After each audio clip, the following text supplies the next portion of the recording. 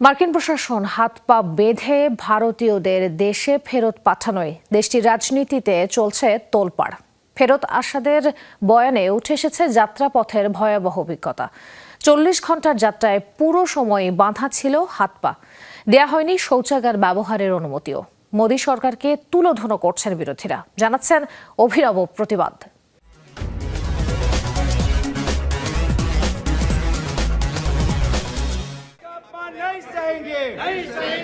হাতে শেকল বাঁধা, এভাবেই পার্লামেন্টে প্রবেশ করলেন ভারতীয় আইন প্রণেতারা। তাদের অভিযোগ, যুক্তরাষ্ট্র থেকে নথিপত্রহীন ভারতীয়দের দেশে ফেরত পাঠানোর সময় করা হয়েছে অমানবিক আচরণ। এরই প্রতিবাদে রাজপথে রাহুল, প্রিয়াঙ্কা গান্ধী সহ ডাকসাইটে নেতারা।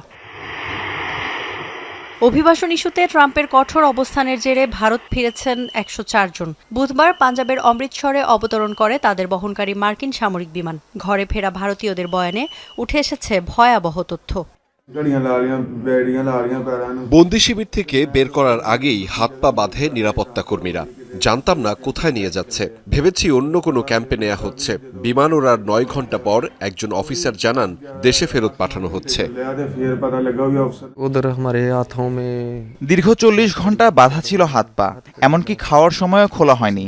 শৌচাগারও যেতে দেওয়া হয়নি, টেনে হিচড়ে নেওয়া হয়, ধাক্কা দিয়ে ঠেলে দেওয়া হয় ভেতরে। অভিবাসন প্রার্থীদের সাথে মার্কিন প্রশাসনের এমন আচরণে ক্ষুব্ধ ভারত। এটি মূলত ভারতকেই অপমান, এমন মন্তব্য করছেন কেউ কেউ। অবৈধদের ফেরত পাঠানোর সম্পূর্ণ অধিকার যুক্তরাষ্ট্রের আছে। তারা ভারতীয় হলে অবশ্যই তাদের গ্রহণ করব আমরা, কিন্তু এভাবে হাতকড়া, পায়ে শেকল বেঁধে সামরিক বিমানে তাদের ফেরত পাঠানো ভারতের জন্য অপমানজনক। এদিকে প্রত্যাবাসনের প্রক্রিয়া নতুন নয় উল্লেখ করে পররাষ্ট্রমন্ত্রী জয়শঙ্কর বলেন, অবৈধ অভিবাসন বন্ধের দিকে মনোযোগ দেওয়া বেশি জরুরি।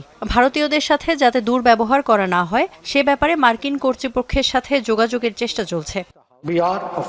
অবৈধ অভিবাসন প্রার্থীদের প্রত্যাবাসন নতুন নয়, বহু বছর ধরে চলমান। কিন্তু ভারতীয়দের সাথে যেন দুর্ব্যবহার না করা হয় সে বিষয়ে মার্কিন সরকারের সাথে যোগাযোগের চেষ্টা করছি। তবে পার্লামেন্ট নিশ্চয়ই বুঝতে পারছে, দালালদের অবৈধ কার্যক্রম বন্ধই ভারতের মূল লক্ষ্য।